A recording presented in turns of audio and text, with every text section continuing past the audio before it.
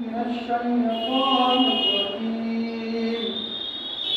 بسم الله الرحمن الرحيم.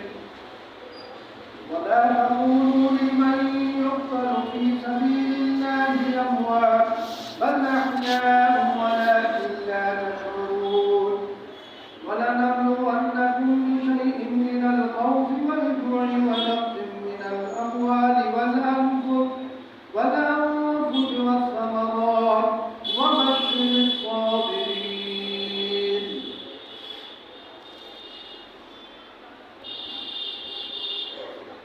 اس سے پچھلی آیات میں صبر کی تعلیم دی گئی تھی اور صابرین کی فضیلت بیان کی گئی تھی. اور یہ بات گزشتہ بتائی گئی تھی کہ صبر کرنے والوں کے ساتھ اللہ تبارک و تعالیٰ کی مدد ہے. واللہ مع الصابرین، اللہ صابرین کے ساتھ ہے. یعنی اللہ کی معیت ان لوگوں کے ساتھ ہے جو صبر کرنے والے ہیں، جو صبر کے ساتھ زندگی بسر کرتے ہیں. یہ بات گزشتہ آیات میں بیان کی گئی تھی. اب اللہ تبارک و تعالیٰ جو آیات اس وقت پڑھی گئی ہے، ان آیات میں فرمایا گیا ہے کہ جہاں صبر کی ضرورت ہو تو صبر کیا جائے گا، اور جہاں صبر کی ضرورت نہیں ہے وہاں پھر صبر سے کام نہیں کیا جائے گا. وہ کون سا ایسا موقع ہے؟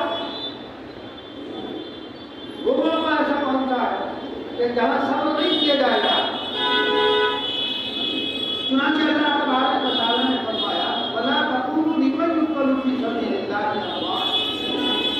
جو لوگ اللہ کی راہ میں قتل کیے جاتے ہیں ان کی نسبت نوبت کہو کہ وہ مردہ ہیں.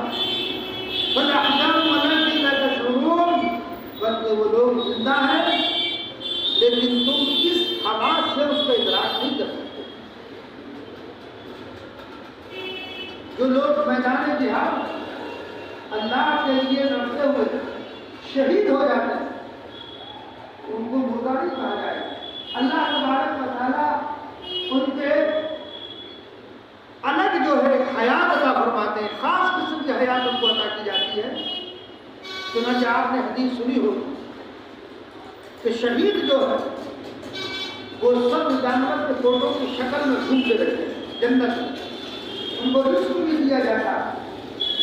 تو عام لوگوں کی موت اور ان کی موت میں فرق رہتا ہے. تو اللہ تبارک و تعالیٰ فرمانے پر جو اللہ کے راستے میں شرط یہ یقتلوا فی سبیل اللہ، اللہ کے راستے میں جن کو شہید کر دیا گیا ہے، یہ ان کے متعلق ان کو مردے مت کہو بلکہ کیا ہے وہ اللہ تبارک و تعالیٰ کے ہاں زندہ ہے. یعنی ایک خاص قسم کی جو ہے وہ حیات ان کو عطا کی جاتی ہے اور لوگوں کو نہیں. آگے فرمایا وَلَنَبْلُوَنَّكُمْ بِشَيْءٍ مِّنَ الْخَوْفِ وَالْجُوعِ، اور ہم تمہارا امتحان کریں گے. ظاہر بات ہے کہ جب بچہ پڑھتا ہے تو اس کا ٹیسٹ بھی تو ہوتا ہے کہ وہ کیسا پڑھ رہا ہے، کتنا اس کو یاد ہے، کیا اس نے پڑھا ہے. امتحان سے ہی فائدہ ہوتا ہے. تو ایسے ہی اللہ تبارک و تعالیٰ مومنین کا امتحان لیتے ہیں کہ یہ ان حالات میں کیا مومن ایمان پر جمع رہتا ہے یا بھاگ جاتا ہے، یا وہ گناہ کرنے لگتا ہے یا دین کو چھوڑ دیتا ہے.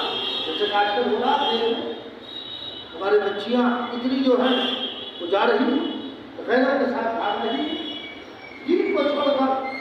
تو اللہ ہم تمہارا امتحان کریں گے، اللہ ضرور تمہارا امتحان کریں گے. تو امتحان کس چیز سے ہوگا؟ امتحان ہوگا من الخوف، خوف مسلط کر دیا جائے گا. تب یہ آج کل ہو رہا ہے. اس ڈر کی وجہ سے کہیں تم ایمان کو تو نہ چھوڑ دو گے، اس خوف کی وجہ سے اسلام سے تو نہ پھر جاؤ گے.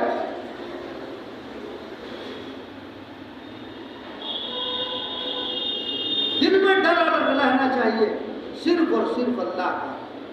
کیسے ہی حالات آ جائے ہمیں اسلام کو نہیں چھوڑنا, ہمیں ذبح کر دیا جائے. صحابہ کرام رضی اللہ عنہم کا ایسی مثالیں موجود ہیں. یہ کوئی نیا آپ کے ساتھ کچھ نہیں ہو رہا.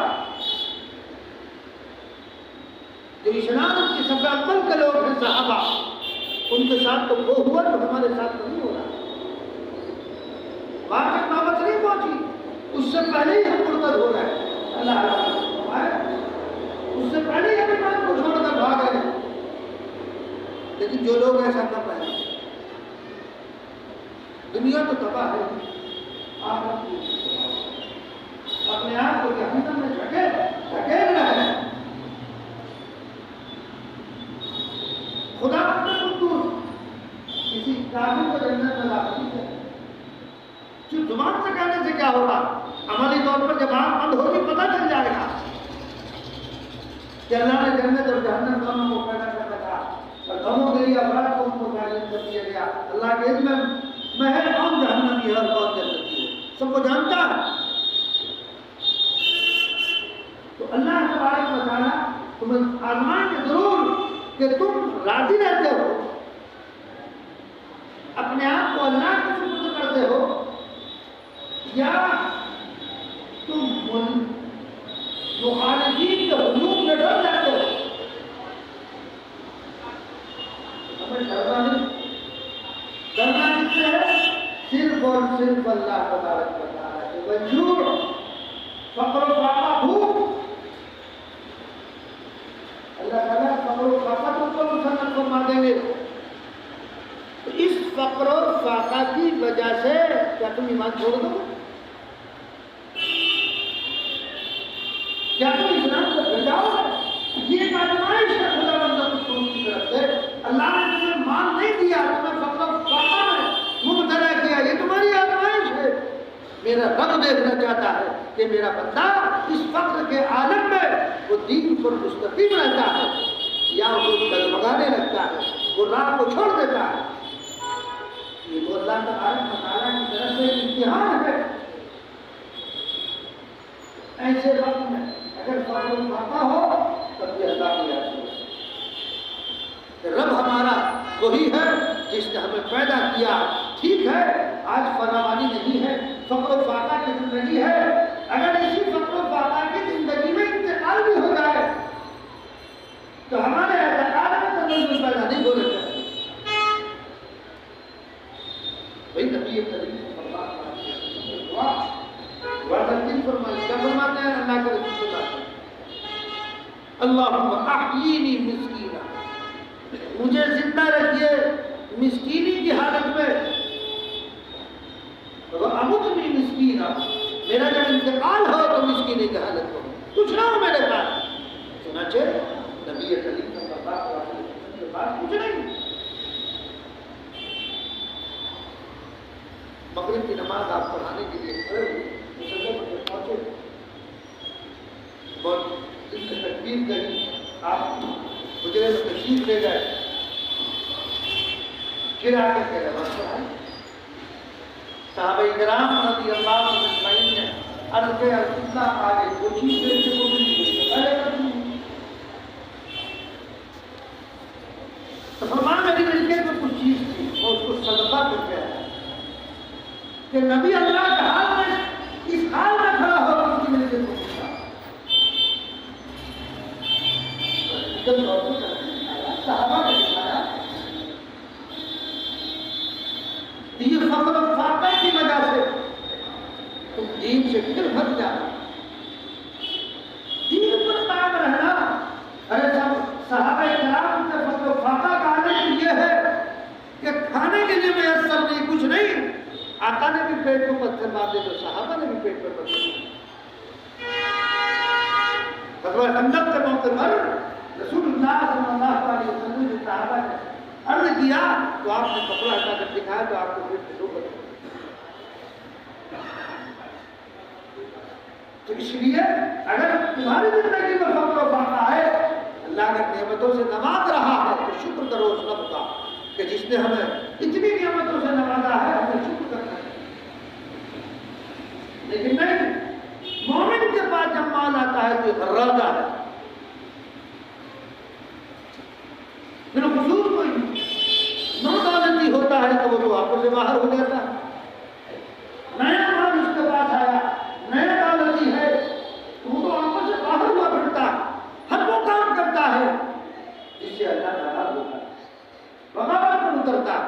لیکن اسے یہ معلوم نہیں کہ جس رب نے تجھے یہ فراوانی مانگی تھی، جس رب نے تجھے یہ مان عنایت فرمایا، وہ رب یہ مان تجھ سے لے بھی سکتا ہے. یہ نظر ہٹ جاتی ہے جب مان آتا ہے، یہ نظر سے ہٹ جاتا ہے، اوجھل ہو جاتا ہے. یہ سوچتا ہے کہ میں نے اپنے ہاتھوں سے کمایا، یہ بھول جاتا ہے کہ میرے رب کی عطا ہے. انسان کو بھولنا نہیں چاہیے، ہر وقت یہ پیش نظر رکھنا چاہیے یہ میرے رب کی عطا ہے، میں اس پر اللہ کا شکر ادا کروں. میرے پاس کچھ نہیں تھا، یہ سب میرے رب نے دیا. لیکن یہ ناشکری پر کمر مانگ لیتا ہے، اور جب کمر مانگتا ہے تو پھر اللہ تبارک و تعالیٰ اس پر فخر و فخر کو مقرر کرتا ہے. اچھا تو میرا ہی، میں نے تجھے عطا کیا مال اور تو میرا ہی مقابلہ کرنے کا نظر آیا، تو اس پر فخر و فخر مقرر کر دیا جاتا ہے. صحابہ کرام رضی اللہ عنہ اجمعین فاقہ مست تھے، اسی فاقے میں مست تھے. اس فقر و فاقہ نے ان کے ایمان میں کوئی تزلزل پیدا نہیں کیا. کئی روز کے فاقے سے رہے، لیکن ان کے فاقے کی وجہ سے ان کے ایمان پر ڈاکہ ڈال دے، ایسا نہیں. فقر و فاقے کی وجہ سے صحابہ کے ایمان پر ڈاکہ ڈال دے، ایسا نہیں.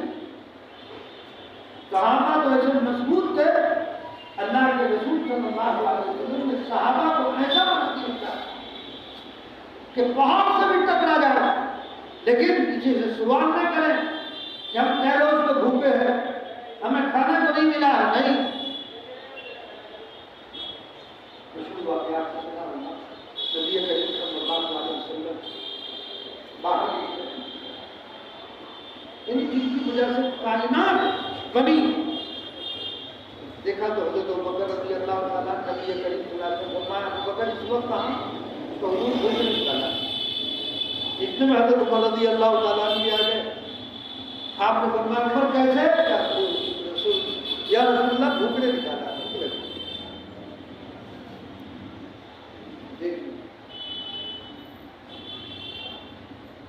اجلہ صحابہ ہیں، اجلہ صحابہ نبی کریم صلی اللہ علیہ وسلم کو پوچھنے پر بتا رہا. پھر ایک صحابی کہا آپ تشریف لے گئے، ان کا واقعہ ترنت بتانا یہ ہے کہ ان حضرات نے اس ایمان کی خاطر اپنی زندگیوں کو قربان کیا. آج ہم پر ذرا سی کوئی ہلکی سی مصیبت آ جائے ہم وبیلا بچاتے ہیں.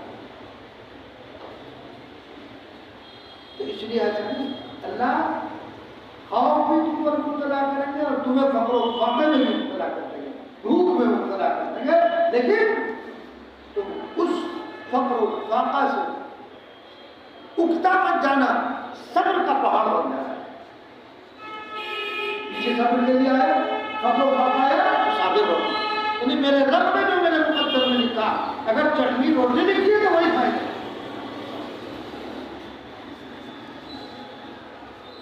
کیا وَلَنَبْلُوَنَّكُمْ بِشَيْءٍ مِّنَ الْخَوْفِ وَالْجُوعِ، بھوک، فقر و فاقہ. اس لیے فقر و فاقہ میں گھبرانا جمے رہتا ہے. اور فرمایا وَنَقْصٍ مِّنَ الْأَمْوَالِ، مالوں میں کمی کرتی ہے، مال میں کمی ہوگی. مثلا بیچارے کا ایک آدمی کا کاروبار جانوروں کا تھا، اس کو جانور بننا شروع ہو گئے، ایکسپورٹ کا کام بند ہو گیا. جیسے کہ اس وقت حال ہے کہ جو خاص طور سے امریکہ سے ایکسپورٹ کر رہے تھے بیچارے بند کرتے بیٹھے، اس لیے ٹیکس بہت زیادہ ہونے لگے. تو مال میں کمی کر دی جائے گی. تو اس مال کی کمی کی وجہ سے کہیں تم ایسا نہ ہو کہ دین سے پھر جاؤ دین پر قائم رہنا. یہ سوچو کہ رب کی طرف سے امتحان ہے, آزمائش ہے, کوئی بات نہیں. جہاں فراوانی سی حالت کم ہے تو کیا حالت ہوا ہے, ہم لوگوں کا حال کیا ہے؟ کاروبار بند ہو گیا, حالات کی وجہ سے, بازار کے حالات ایسے ہیں. چاکری کرو تو رہے کہاں, کاغذ بندوں والے کو کہاں, کبھی کسی نے باندھ دیا جاتا.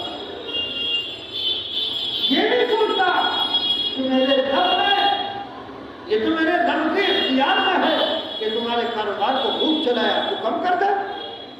تو کمی کی صورت میں تمہارے اعتقاد میں خلل کیوں واقع ہو رہا کہ صاحب میرے کاروبار کو کسی نے باندھ دیا, میں نے باندھ دیا, تو نظر تو آ رہی ہے کہ صاحب اس کو جاری کر دیا, میری دکان سامنے والے کی چلنے لگی. یعنی ان چیزوں کے پیچھے پڑ جاتے ہیں. اور پھر گاتا پھرتا کہ جی اتنا نقصان ہو گیا, اتنے لاکھ کا نقصان ہو گیا. پھر انسان بڑا عجیب ہے, نقصان بتاتا ہے, نفع کبھی بتایا؟ بتاؤ کبھی نفع بتانے آتا آپ کو, کہا جتنا کمایا میں اتنا نفع ہوا, نقصان بتائے گا جب اس پر پڑے گی. نقصان اگر ہو گیا تو وہ بتاتا پھر کہ گاتا پھر کہ اتنا نقصان ہو گیا, نفع نہیں بتاتا. تو بھائی نفع کسی نفع اور نقصان کو کہتا پھر رب کا جو اعمال میں کمی ہے, ایمان میں کمی ہے, عقیدے میں کمی ہے, کیا بات ہے؟ ادھر توجہ نہیں کرتا, ادھر بھاگا پھرتا ہے, کبھی سامنے کے بعد, کبھی سامنے کے بعد, کبھی اس کے بعد, کبھی اس کے بعد, کہ ہمارا کاروبار ہی نہیں چل رہا. سب کا نہیں چل رہا, اس وقت روز آتے ہیں یہاں, کبھی کاروبار نہیں چل رہا. ارے بھائی اس وقت تو پوری دنیا کا حالات ہے, سب کے کاروبار کون ہے, تیرے کاروبار کو بند کون کر رہا؟ اچھا بند کرنے والے تو بہت ہیں, کاروبار کو باندھنے والے بہت ہیں, کھولنے والا کوئی نہیں. یہ کہتے کاروبار باندھ دیا نا بھائی, جو یہ بتا رہا باندھ دیا, اس جگہ کھول دے. کھولنے والا کوئی نہیں ملتا. عقیدے کی کمزوری, عقیدے کی کمزوری. باندھنے والا بھی وہی ہے, کھولنے والا اسی پر اعتماد, اعتقاد اسی پر ہونا چاہیے. ٹھیک ہے, ایسا بھی کیوں ہوتا ہے, شہر وغیرہ کے اثرات بھی ہوتے ہیں, لیکن ہر آدمی جسے دیکھو کاروبار بنا پڑا, کاروبار بننا پڑا, تو سارے کو باندھنے والے ملتے, کھولنے والا کون ملتا. تو اس لیے اعتماد میں کمزوری, اعتقاد میں اللہ پر اعتماد کرتے ہیں. کھولنے والا بھی وہی ہے, بند کرنے والا بھی وہی ہے, روک لگانے والا بھی وہی ہے. مومن کا یہ اعتقاد ہونا چاہیے, مگر ہمارا اعتقاد ہے کمزوری, تو اس لیے کمزوری نہیں آنی چاہیے. یہ سب لوگ اللہ تبارک و تعالیٰ نے ایک آزمائش ڈالی ہے تمہارے اوپر کہ پہلے بڑھیا چل رہا تھا, ذرا دھیما ہو گیا, اپنے اعمال کو درست کر لے, اپنی نیت کو درست کر لے, اپنے عقیدے کو درست کر لے, اپنے خیالات کو پاکیزہ بنا لے. اور یہ جذبہ ہمارے اندر ہے. جو ایک مثال میں نے پہلے بھی سنا, ایک صحابی کپڑے کا کاروبار, شام کو وقت ایک گاہک آیا, اسے کپڑا دیکھنا پسند آ گیا, نگر سامنے سے دیکھا, تو عجیب بات, میں آپ کی دکان سے خریدنے آیا اور آپ میرے سامنے سے لے لو, مجھے کپڑا پسند ہے اور آپ سامنے سے کیوں کرے. اسی میں بہت دیر تک میں آپس میں ہوتی رہتی, رکھنے میں تو یہ لوں گا کہ نہ سامنے سے. جب وقفہ ہو گیا تو اس میں ادھر چلو, گاہک نے کہا ٹھیک ہے میں سامنے سے لے لوں گا, یہی چیز مجھے سامنے بھی مل جائے گی, مگر یہ تو بتا دو کیوں, یہ بتا دو. کہنے کا بات یہ ہے, مجھے سیکھنے کی ضرورت تھی, اللہ نے مجھے دے دیا. میرے سامنے والے بھائی کو میں دیکھ رہا ہوں, صبح سے وہ کوئی نکلی نہیں, میں چاہتا ہوں کہ وہ گئے وہاں سے انہوں نے کپڑا پہنا, چلے گئے. ہے ہمارے اندر یہ جذبہ, بتاؤ ہمارے اندر یہ جذبہ ہے. ہر دکاندار کوئی بھی بس وہ سوچتا سارے گاہک میرے پاس آ جائیں, بازار کے کسی اور سے لے لیں.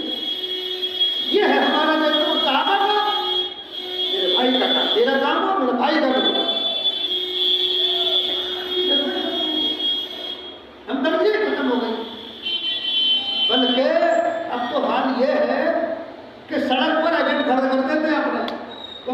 کے اندر کا حق لے کے آ رہا ہے، وہ جا رہا کہیں اور اسے کھینچ رہا اپنی طرف، یہ حال ہے بازاروں اللہ رحم فرمائے۔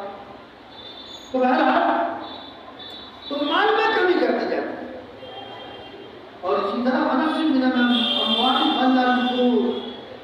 والانفس، جانوں میں تمہارا محبوب جس دعوات کا اولاد پہلے کو محبت ہوتی ہے، کسی بچے کو جس سے تمہیں زیادہ محبت اللہ نے اس کو دے دیا، دکھا دیا، یہ بھی آزمائش، یہ بھی آزمائش ہوتی ہے اللہ تبارک و تعالیٰ کی طرف سے، یہ بھی آزمائش ہے، لیکن یہ صبر صحابہ کو ملے گا۔ صحابی جنگ میں گئے وہ واپس آئے، بچے کا انتقال ہو گیا، اہلیہ نے دلا کر اسے بٹھا دیا، آئے صحابی انہیں کھانا میں کھلایا سب کچھ، اور پھر واقعی لوگوں کے لیے بولتے کیسا ہم نے سب کو تحمل، بیوی ڈر رہی ہے شوہر سے، بچہ مردہ سامنے ہے، چادر اڑا رکھی ہے، شوہر کو کھانا کھلا رہی ہے، کیا کریں کھانا ہے تو کھا لیا، کہا کہ ایک سوال میں آپ سے کروں، کہ اگر کوئی آپ کی محبوب تھی، کسی نے آپ کے پاس کوئی چیز رکھی، آپ کو اس چیز سے محبت کی ہے، تو اگر وہ اس چیز کو تمہاری سے لے لے، جس نے جو چیز رکھی ہے وہ لینے کے لیے آ جائے تو کیا کرنا چاہیے؟ تو خوشی سے اس کو دے دینی چاہیے تھی، اس خوشی سے شکر کر چکی، اس لیے کہا نہیں دوسرے کی چیز وہ آیا اس کو دے دو، کہا کہ رب نے جو لڑکا دیا تھا اللہ نے دیا،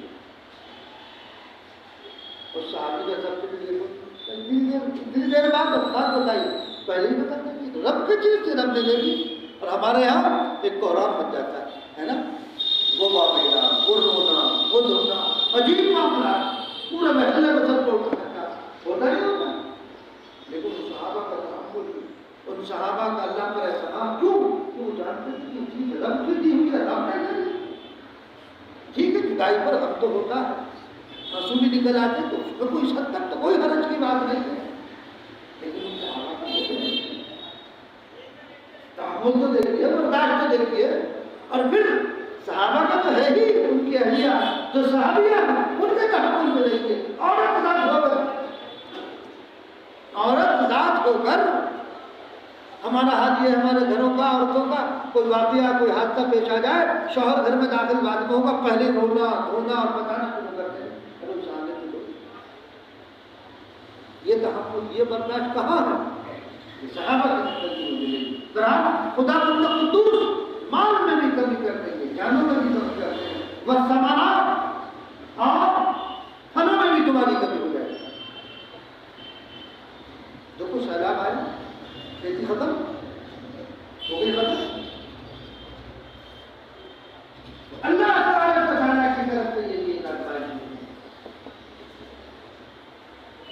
مال لے لیا، جان بھی لے لی، فقط مسلط کر دیا، خوف مسلط کر دیا گیا، اور تمہارے مالوں میں کمی کر دی گئی۔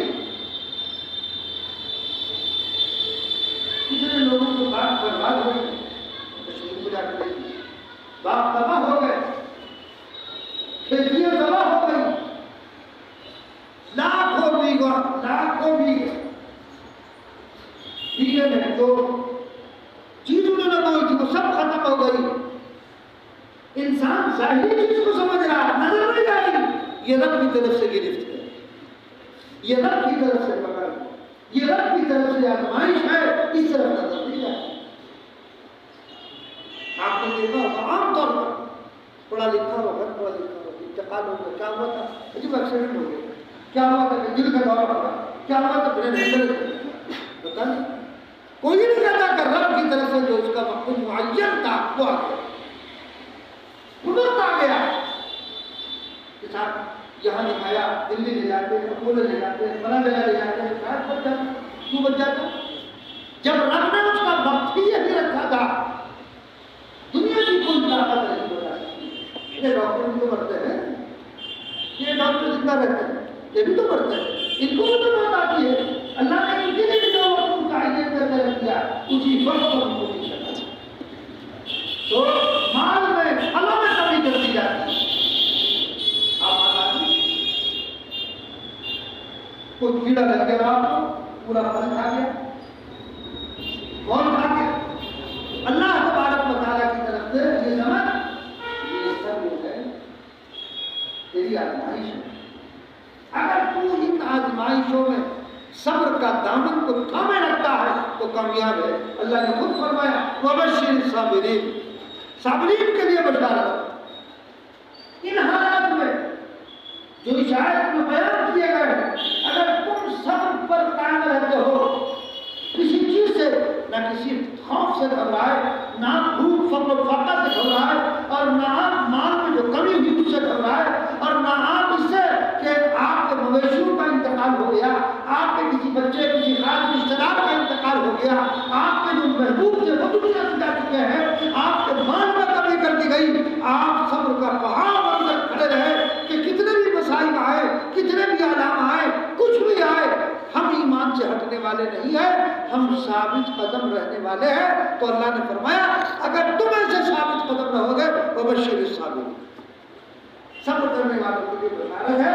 تو دوستو، جس جو حالات چل رہے ہیں اس آیت کو آج کے حالات کے تناظر میں غور کرو کہ ہمیں کن حالات سے سابقہ اور واسطہ ہے، لیکن کیا آپ کے پاس کوئی ایسا طریقہ کار ہے ان حالات سے نمٹنے کے لیے؟ کچھ ہے؟ کچھ بھی نہیں۔ تو سوائے صبر کے اس وقت ہمارا جو سرمایہ ہے وہ کیا ہے؟ صبر ہی ایک ایسا سرمایہ ہے جس میں اللہ نے بشارت صابرین کے لیے ہدایت فرمائی ہے کہ ہم کچھ نہیں کر سکتے، نہ ظاہری طور پر کچھ ہمارے پاس نہیں۔ دشمن تنہا رہا کیا کریں گے؟ جو آواز اٹھتی ہے اس کو دبا دیا جاتا ہے، دبا ہی نہیں اسے ختم کر دیا جاتا ہے۔ تو ایسا حالات میں کیا کریں؟ تو لہذا آپ کیا کرو؟ تو پچھلی آیت میں گزر گیا یا ایھا الذین آمنوا استعینوا بالصبر والصلاۃ، نماز اور صبر کے ذریعے سے اللہ تبارک و تعالیٰ سے مدد چاہتا ہے۔ تو اس لیے یہ حالات اور اہم اور لیکن ان حالات میں ہمیں ایمان پر جمنا ہے، ایمان کا سودا ہمیں نہیں کرنا۔ کیسے بھی حالات ہو جائے ہمیں ایمان کا سودا نہیں کرنا۔ فقر و فاقہ ہو، مال میں کمی ہو جائے، لیکن ہمیں ایمان پر قائم رہنا۔ ہماری جان اگر نکلے تو ایمان کی حالت نہیں کرنی چاہیے۔ تو اللہ نے کیا فرمایا؟ وبشر الصابرین، تو آپ ایسے صابروں کو بشارت سنا دیجیے۔ کیسے صابرین کو؟